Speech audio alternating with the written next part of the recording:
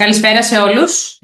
Είμαι η Μάγκη Κολέμη, είμαι σύμβουλος επαγγελματικού προσανατολισμού και αυτό είναι το podcast που κάνουμε σε σχέση με τις σχολές, τα επαγγέλματα, προοπτικές και τι μπορούμε να κάνουμε μετά από ό,τι έχουμε αποφασίσει να επιλέξουμε. Σήμερα έχω καλεσμένη μια πολύ καλή φίλη, είναι η Μαρία Ισάσαλου. Μαρία, καλησπέρα.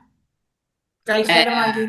η Μαρία είναι μηχανικός χωροταξίας και ανάπτυξης και θα μας μιλήσει λίγο για ένα αντικείμενο που η αλήθεια είναι ότι στα παιδιά δεν είναι και τόσο γνωστό όσο άλλα κομμάτια που αφορά στους μηχανικούς. Α, οπότε Μαρία, θα ήθελα λίγο αρχικά να πάμε λίγο πίσω στις εξετάσεις της Πανελλήνιες στην Τρίτη Λυκείου και να μας πεις αρχικά όταν έδινες εξετάσεις, πώς ήταν το κλίμα, τι είχες σκεφτεί, τι είχες αποφασίσει, αν εξ αρχής ήθελες το συγκεκριμένο, τη συγκεκριμένη σχολή. Ωραία. Σε ευχαριστώ πολύ για την πρόσκληση αρχικά. Εγώ ευχαριστώ. Θεωρώ πολύ σημαντικό αυτό που κάνεις για να μάθουν τα παιδιά που δίνουν τώρα Πανελλήνιες ή που θα δώσουν τα επόμενα χρόνια τι επιλογές έχουν και τι προοπτικές υπάρχουν. Ναι. Ε, Γυρνάω στο μακρινό 2013, όπου έδωσα και Πανελλήνιες. Η αλήθεια είναι πως είχα πάντα στο μυαλό μου μια πολυτεχνική σχολή λόγω του background της οικογένειάς μου. Ο μπαμπάς μου ήταν πολιτικός μηχανικός, οπότε Ωραία. υπήρχε έτσι μία μίνι προπαγάνδα.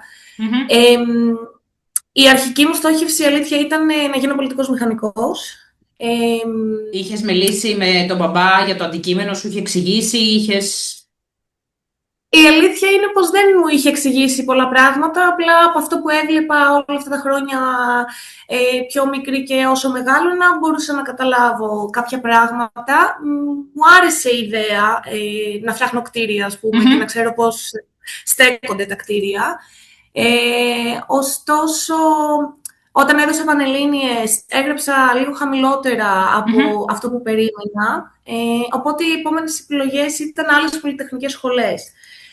Έτσι ανακάλυψα το τμήμα όπου αποφοίτησα κιόλας στο Μηχανικό Χωροταξίας και Ανάπτυξης.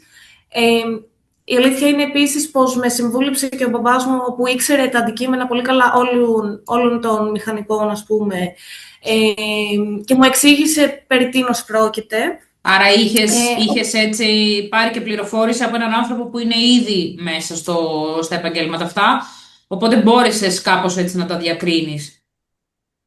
Ναι, η αλήθεια είναι πως είχα μια πληροφόρηση, δηλαδή δεν πήγα τελείως τυφλά. Ωστόσο, βέβαια, εντάξει, η πληροφόρηση που μου είχε δώσει τότε ο μπαμπάς μου δεν ήταν και πολύ σχετική, δηλαδή με το πρόγραμμα σπουδών.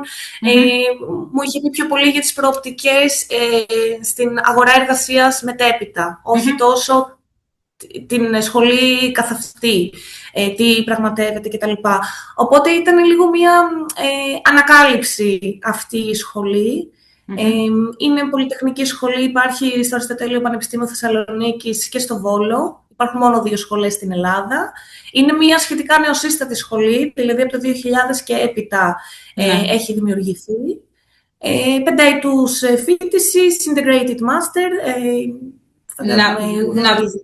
να πούμε στα παιδιά, για όσους βλέπουν το podcast, ότι οι Integrated Master έχουν τα περισσότερα, αν όχι όλα, εκτός από ελάχιστα που και αυτά είναι στη διαδικασία, Integrated Master. Ουσιαστικά σημαίνει με πολύ απλά λόγια ότι όποιος τελειώνει μια σχολή που δίνει το δικαίωμα του Integrated Master είναι σαν να έχει μεταπτυχιακό. Ακριβώς, ακριβώς, Μάγκη.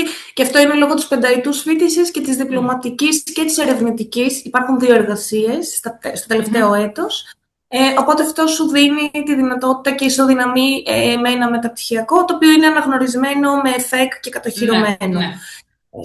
Ωραία. Άρα εσύ με λίγα λόγια είχες προσανατολιστεί στο Λύκειο, είχες πάρει και κάποια πληροφόρηση, πάνω κάτω ήξερες που πήγαινες. Ήσουν ικανοποιημένη σε σχέση με τη σχολή όταν πέρασες. Οπότε θέλω να πω ότι πάνω κάτω είχες μια ιδέα που πας. Τώρα η ερώτησή μου έχει να κάνει με το πώς ήταν η σχολή, δηλαδή τα μαθήματα, τι ακριβώς είναι ο μηχανικός χωροταξίας και ανάπτυξης. Τι μαθήματα Μμμ. είχατε, πώς ήταν έτσι μέσα στο Ωραία. πανεπιστήμιο, η σχολή η ίδια? Ωραία. Αρχικά να πω ότι αυτή η ειδικότητα είναι αρκετά διεπιστημονική, δηλαδή Μμμ. αντλεί από πάρα πολλά πεδία.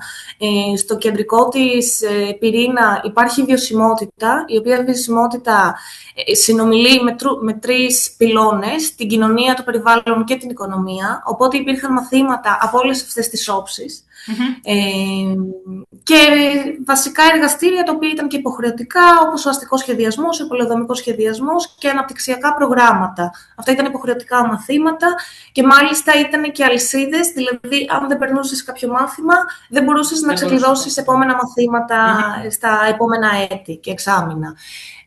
Η αλήθεια είναι πως ήταν κάτι πολύ διαφορετικό από αυτό που περίμενα, γιατί υπήρχαν, ας πούμε, μαθήματα ακόμα και ιστορία της αρχιτεκτονικής, ιστορία των πόλεων, ε, όπου δεν είχα στο μυαλό μου ότι ποτέ θα μάθω γι' αυτό. Γενικά, αντλεί πάρα πολύ και από το πεδίο της γεωγραφίας, αλλά και από το πεδίο της κοινωνιολογίας και της ανθρωπολογίας. Δηλαδή είναι αμιγώς διεπιστημονικό, ενώ Μμμ. εισάγει και νέες τεχνολογίες, όπως είναι το GIS και η χαρτογραφία.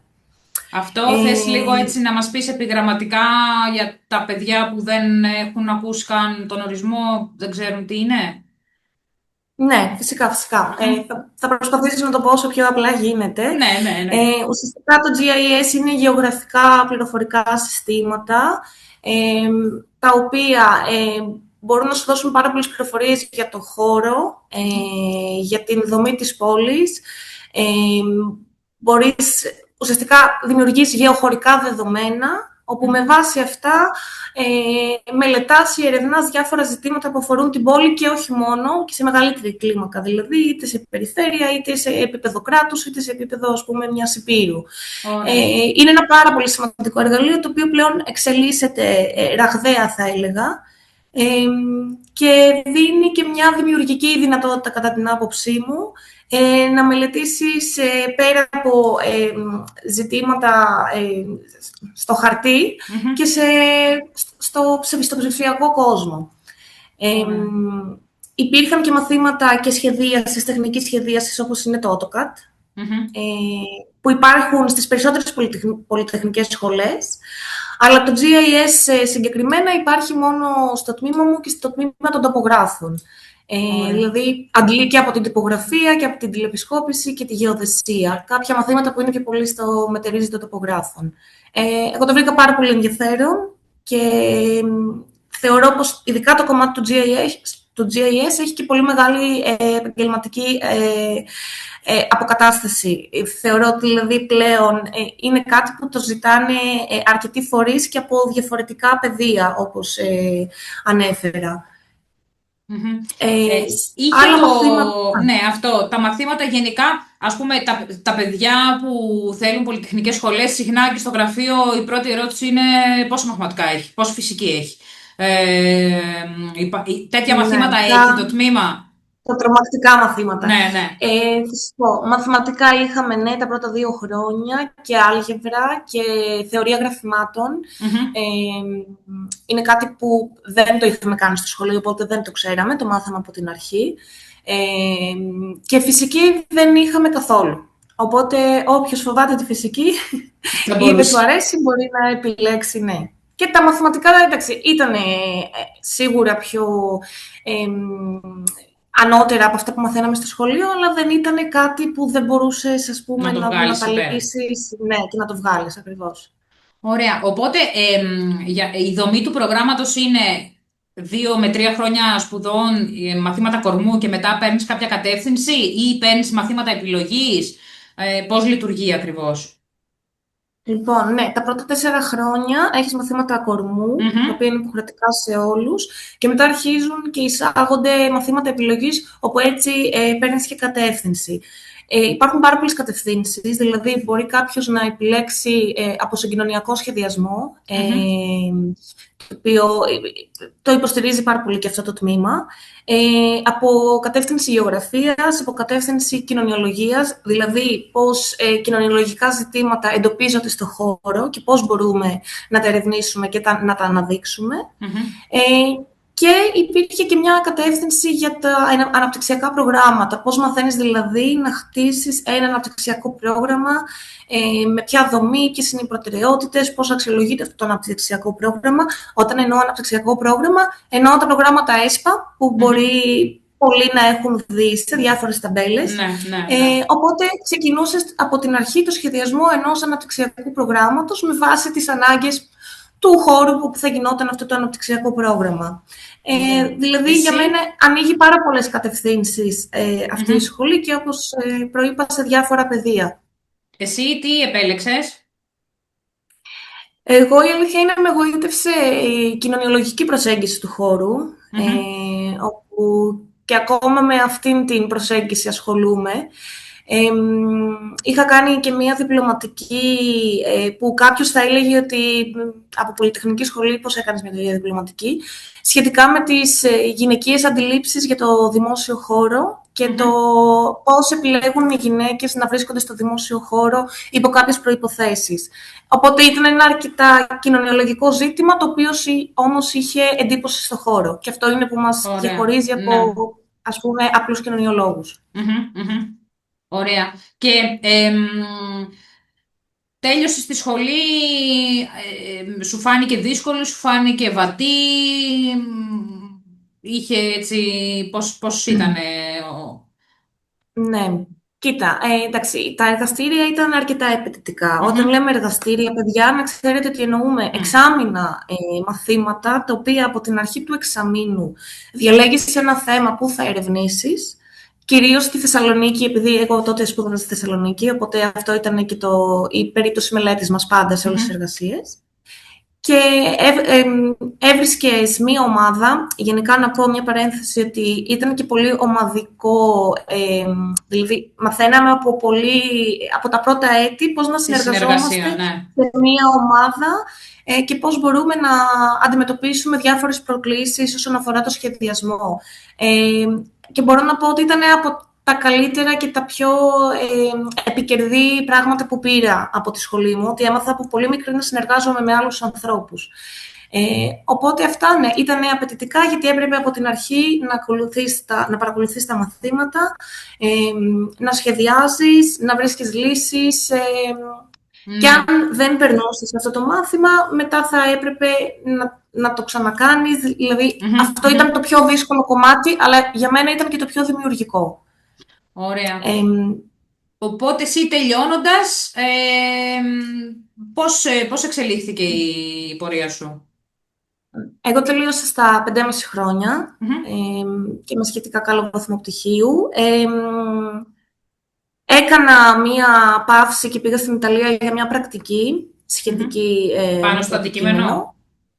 Ναι. Το οποίο, ναι, ουσιαστικά η σχολή σου προσφέρει και δυνατότητες πρακτικής είτε στην Ελλάδα είτε στο εξωτερικό μέσω του Εράσμους, για όποιον ενδιαφέρεται, και το προτείνω, το συστήνω ανεπιφύλακτα. Και μετά έπιασα δουλειά σε ένα τεχνικό γραφείο, με GIS ασχολήθηκα. Αυτό που έλεγες και πριν. Το GIS. Ωραία. Ήταν ήδη από το 19 που εγώ αποφοίτησα, υπήρχαν ήδη οι ανάγκες για GIS. Έβρισκες δηλαδή, μπορούσες να βρεις εύκολα δουλειά σε αυτό το κομμάτι.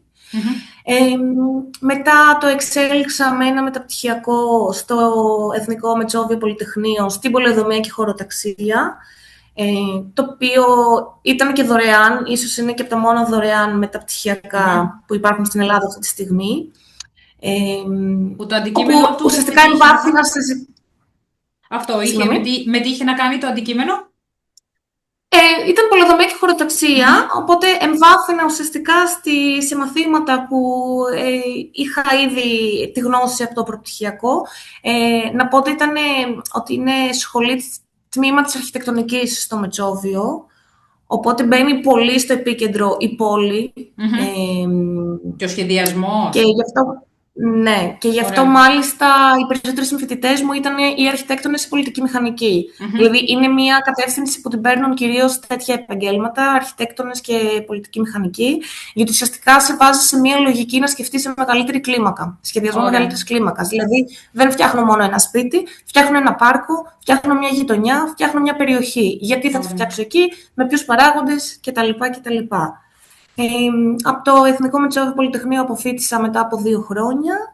Ε, Βρήκα στο μεταξύ δουλειά με σύμβαση ορισμένου χρόνου στο Υπουργείο Υποδομών και Μεταφορών ως μηχανικός, ως πολεοδόμος και στη συνέχεια στο Υπουργείο Πολιτικής Προστασίας και Κλιματικής Κρίσης. Διατέλεσα 5,5 χρόνια σε αυτές τις θέσεις συνολικά, όπου και αποφάσισα να κάνω διδακτορικό πάλι στον τομέα πολεοδομίας και χωροταξίας, γιατί από ό,τι καταλαβαίνετε μου άρεσε πάρα πολύ και ακόμα μου αρέσει πολύ αυτό που σπούδασα.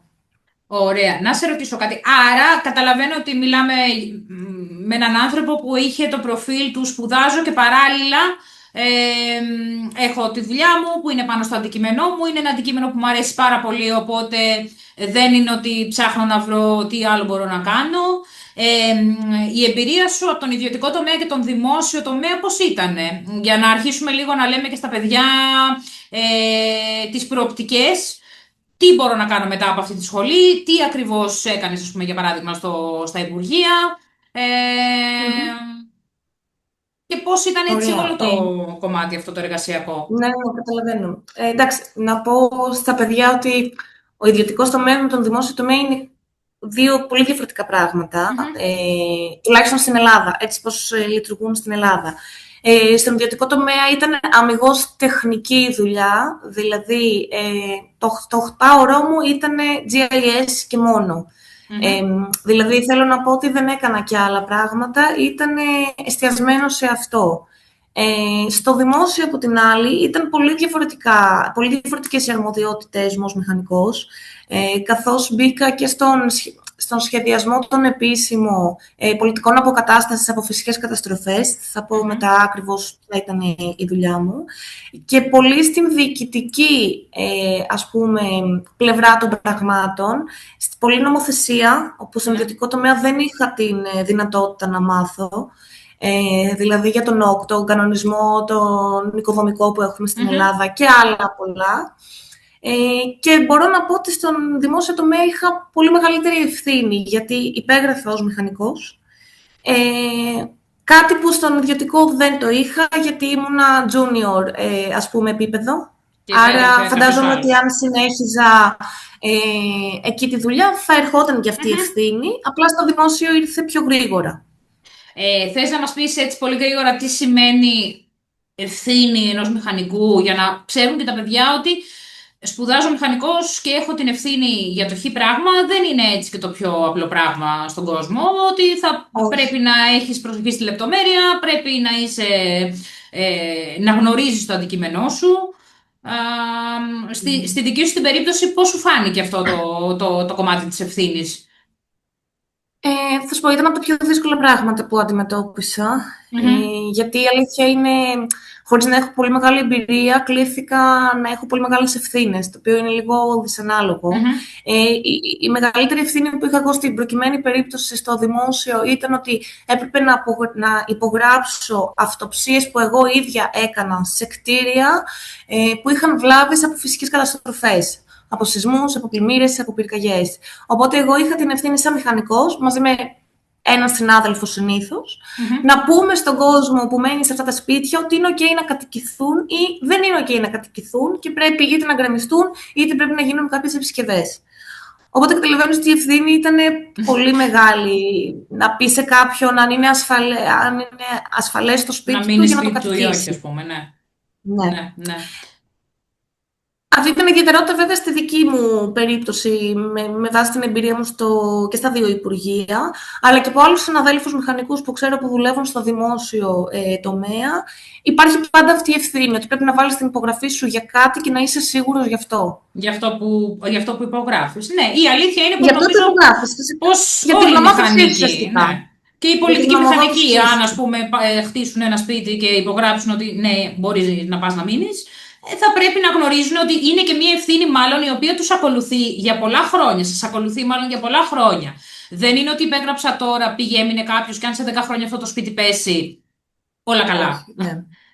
Θα ψάξουν να βρούνε τον μηχανικό που υπέγραψε ότι το σπίτι αυτό, ας πούμε, για παράδειγμα, έχει στατική επάρκεια έτσι ώστε να μπορέσει να πάει να μείνει κάποιος.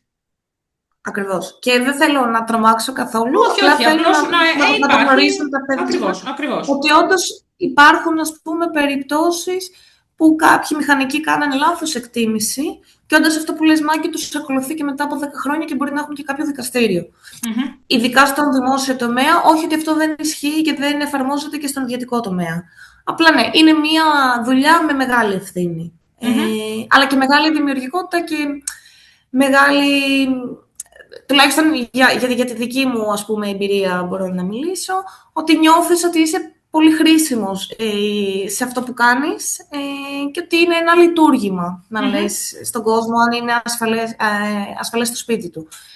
Οπότε για όποιον θέλει να το επιλέξει, να ξέρει Και και τα τα υπέρ και τα προτερήματα και τα προ. μειονεκτήματα. Ακριβώς. Και με το δημόσιο, εσύ ασχολούσουν με αυτό το κομμάτι.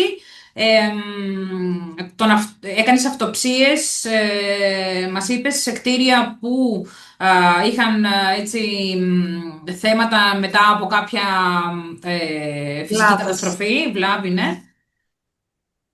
Και, Ναι, ναι, ουσιαστικά ήταν ένα αντικείμενο που είχε πολύ δουλειά πεδίου που λέμε, το field work. μμμ, Δηλαδή έγινες πολύ στο πεδίο, γινόταν μια φυσική καταστροφή, ένα φυσικό συμβάν, έφευγες πολύ συχνά την επόμενη μέρα με όλο το κλιμάκιο μμμ, φυσικά και άλλους μηχανικούς και πολιτικούς μηχανικούς και αρχιτέκτονες διαφορών ειδικοτήτων. Πηγαίναμε στην περιοχή όπου είχε συμβεί το συμβάν και κάναμε αυτοψίες στα κτίρια, σε εκκλησίες, σε σχολεία και σε σπίτια, σε κατοικίες.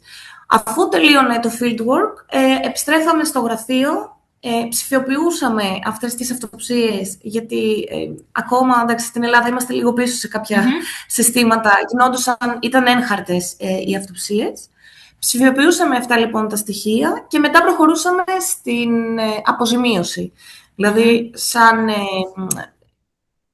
κρατική υπηρεσία δίναμε ανάλογα το βαθμό των βλαβών στα κτίρια την αντίστοιχη αποζημίωση για να μπορέσουν οι άνθρωποι να επισκευάσουν αυτές τις βλάβες και να ξανακατοικήσουν το σπίτι τους. Οπότε δεν τελείωνε η δουλειά στο Μμ. πεδίο, αλλά είχε και πάρα πολύ γραφειοκρατική δουλειά μετά στο γραφείο.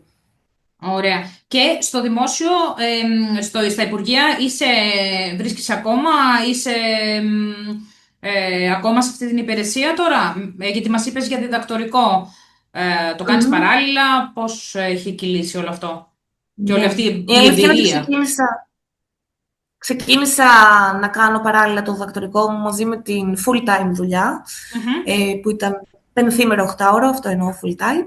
Ε, δεν έβγαινε. Γενικά το διδακτορικό είναι κάτι αρκετά απαιτητικό, νοητικά απαιτητικό και είναι από μόνο του μια full-time δουλειά. Οπότε επέλεξα να αφήσω τη δουλειά που ήμουνα. μμμ. Ζήγησα φυσικά τα πράγματα και αποφάσισα ότι θέλω να κάνω ακαδημαϊκή καριέρα, οπότε θα με ευνοήσει περισσότερο αν αφοσιωθώ στο διδακτορικό μου. Τώρα είμαι ερευνήτρια πάλι στο Αριστοτέλειο Πανεπιστήμιο Μμμ. και η δουλειά μου πλέον έχει να κάνει με ερευνητικά προγράμματα, σχετικά ή όχι τόσο σχετικά με το θέμα της διατριβής μου και συνεργασίες με πανεπιστήμια του εξωτερικού. Η διατριβή σου με τι έχει να κάνει τώρα, το διδακτορικό. Η διατριβή μου άντλησε πάρα πολύ βασικά από την εμπειρία μου τόσα χρόνια στο πεδίο, οπότε ουσιαστικά ερευνώ και μελετάω πώς οι άνθρωποι αποφασίζουν να φύγουν ή να μείνουν στους τόπους τους μετά από φυσικές καταστροφές. Είναι κάτι που το είδα πάρα πολύ στην εμπειρία μου, ότι υπήρχαν περιπτώσεις, όπως ας πούμε η καταιγίδα Ντάνιελ, Μμμ. όπου έπρεπε να αφήσουν ένα ολόκληρο χωριό, γιατί δεν ήταν πλέον βιώσιμο και κατοικήσιμο. Ή γιατί η επισκευή αυτών των σπιτιών μπορεί να έπαιρναν και 20 χρόνια για να επανέλθουν στην αρχική τους κατάσταση. Μμμ. Μμμ. Οπότε είδα πολλά νοικοκυριά να είναι στο δίλημμα τι θα κάνουμε, πρέπει κάπου να μείνουμε. Οπότε εγώ ερευνώ αυτό το πιο αόρατο κομμάτι, πέρα δηλαδή από τις τεχνικές καταγραφές των ζημιών, αλλά και τις καταγραφές των ζώων, των ανθρώπων που αναγκάζονται να φύγουν από τα χωριά τους ως επιτοπλίστων και να πάνε στις μεγάλες πόλεις. Οπότε Ωραία. αυτό είναι έτσι, μέσα στις άκρες το θέμα μου. Και να πούμε λίγο, θέλω να μας πεις και την εμπειρία σου, γιατί έρχονται αρκετοί γονείς και το πρώτο πράγμα που συνήθως λένε, και είναι και μια αγωνία την οποία, εντάξει, καταλαβαίνω, να βρει το παιδί μία δουλειά, να βρει το παιδί μία δουλειά που να του προσφέρει χρήματα, να έχει μία μόνιμη θέση στο δημόσιο, το δημόσιο. Αυτό που μας έλεγαν πάντα υπάρχει ακόμα και τώρα. Θέλω να Ναι. μας πεις την εμπειρία σου, πώς και πώς αποφάσισες, πώς ένας άνθρωπος βρίσκεται στο δημόσιο και αποφασίζει να το αφήσει με ό,τι συνεπάγεται αυτό και να κάνει ένα βήμα ε, για κάπου που ενδεχομένως δεν υπάρχει η Δεν είναι περιγραφή του. τόσο μόνιμο ή τόσο. Ναι, το σταθερό, το μόνιμο, το έχω το κεφάλι μου ήσυχο, έχω μια δουλειά, είμαι στο δημόσιο. Πώς είναι Ναι. αυτό σαν εμπειρία?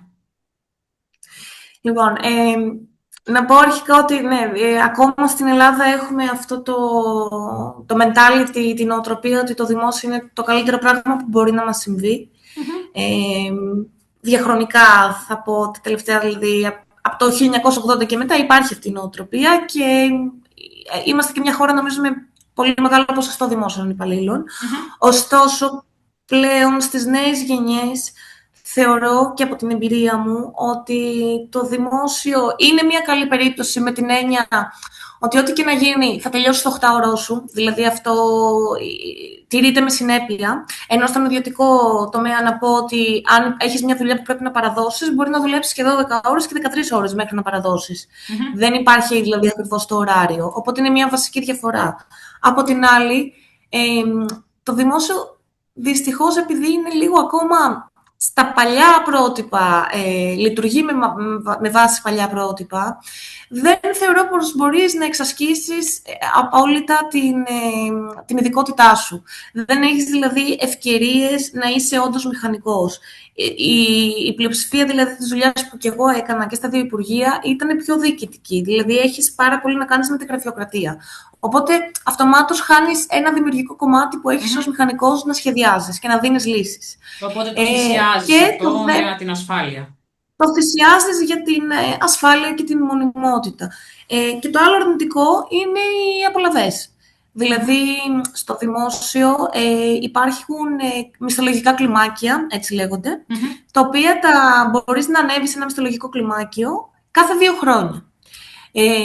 Και το ύψος αυτού του μισθολογικού κλιμακίου κάθε 2 χρόνια είναι ένα 50, είναι 50 Μμμ. ευρώ. Δηλαδή, καταλαβαίνετε ότι είναι πολύ λίγα τα λεφτά σε σχέση με το πώς θα μπορούσες να εξελιχθείς μισθολογικά στον ιδιωτικό τομέα. Εγώ δηλαδή, για παράδειγμα, είχα φίλους που ξεκινήσαμε μαζί την καριέρα μας, αυτοί στον ιδιωτικό τομέα, εγώ μετά από λίγο στο δημόσιο τομέα.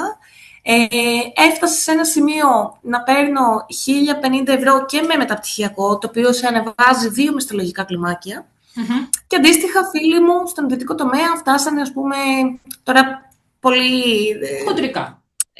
χοντρικά, να παίρνουν και 1.400 και 1.500 ευρώ. Ναι. Με περισσότερες ώρες εργασίας, σίγουρα, αλλά καταλαβαίνετε ότι υπάρχει μια μεγάλη διαφοροποίηση στο οικονομικό κομμάτι, οπότε όποιος σκέφτεται το δημόσιο πρέπει να το έχει και αυτό στο μυαλό του. Ακριβώς, Ε, ακριβώς. και Και... επίσης ότι οι θέσεις του δημοσίου, συγγνώμη, μια παρένθεση, Μμμ. είναι κατά βάση στην Αθήνα, όπου είναι τα υπουργεία, ειδικά για τους μηχανικούς. Μμμ. Οπότε πρέπει να πας, ας πούμε, σε ένα μεγάλο αστικό κέντρο για να μπορέσεις να δουλέψεις στο δημόσιο κατά βάση. Μπορείς και σε επίπεδο επαρχίας, δηλαδή να πας στο Δήμο ή στην περιφέρεια, υπάρχουν θέσεις, απλά δεν είναι τόσο μεγάλες οι ανάγκες. Ωραία, κατάλαβα. Και άρα εσύ, Μαρία, αποφάσισες τώρα να ασχοληθείς με το διδακτορικό και από ό,τι καταλαβαίνω είναι ο συνδυασμός εμπειριών ε, και από την εργασία σου και από τη σχολή, συνδυαστικές εμπειρίες και δεξιότητες που α, καταλήγουν στο να ασχοληθείς με την ακαδημαϊκή έρευνα αυτή τη στιγμή στο διδακτορικό σου. Ε, Μαρία, να σε ρωτήσω έτσι λίγο κάτι τελευταίο. Τι θα έλεγες σε ένα παιδί που θα δώσει φέτος Πανελλήνιες και έχει δει τη σχολή στο πεδίο του και λέει θα μπορούσα, μ' αρέσει, τι είναι αυτό? Θα έλεγες ναι, βάλτε, θα έλεγες τι θα συμβούλευες σε ένα παιδί σε αυτή την ηλικία. Κατάλαβα, ναι. Ε, Καταρχάς, να ευχηθώ καλή επιτυχία σε όλα τα παιδιά και πραγματικά να επιτύχουν αυτό που θέλουν. Και να πω ότι αυτό που θέλετε τώρα μπορεί να είναι και πολύ διαφορετικό με αυτό που θα κάνετε σε κάποια χρόνια, απλά έτσι για να το έχετε στο μυαλό σας. Όσον αφορά τη δική μου εμπειρία με όλη αυτή τη διαδρομή που είχα, τη Σχολή Μηχανικών Χωροταξίας και Ανάπτυξης τη συνιστώ ανεπιφύλακτα. Είναι μια σχολή που μπορείς να κάνεις πάρα πολλά πράγματα από εκεί μέσα, από πιο τεχνικά μέχρι πιο θεωρητικά, μέχρι πιο δημιουργικά.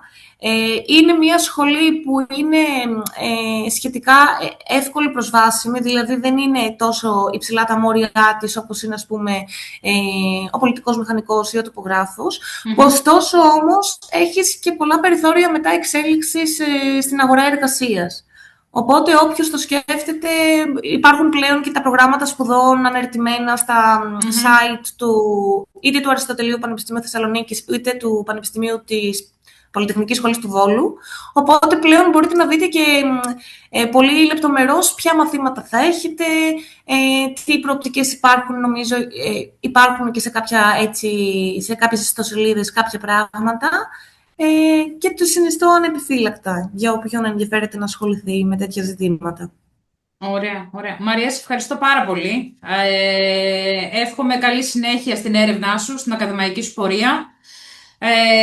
Και θα είμαστε εδώ να συζητάμε, να λύνουμε απορίες για τα παιδιά, να έχεις μια πολύ καλή ημέρα. Και ευχαριστώ, Σε ευχαριστώ πάρα πολύ, πολύ. Μάγκη. Σε ευχαριστώ πολύ για την πρόσκληση. Καλή συνέχεια. Κάνεις κάτι πολύ σημαντικό. Σε ευχαριστώ. Καλή Keep going. συνέχεια. Ευχαριστώ. Καλή Ευχαριστώ. συνέχεια. Γεια, γεια. Γεια σου.